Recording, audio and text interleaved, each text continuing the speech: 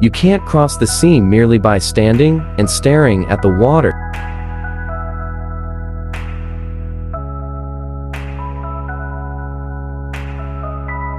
When you can't control what's happening, challenge yourself to control the way you respond.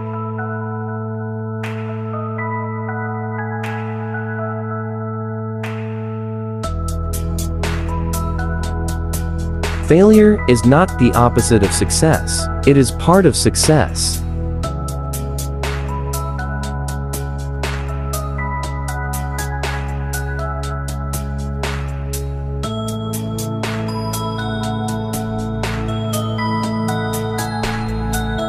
No matter how good or how bad your life is, wake up each morning and be thankful that you still have one.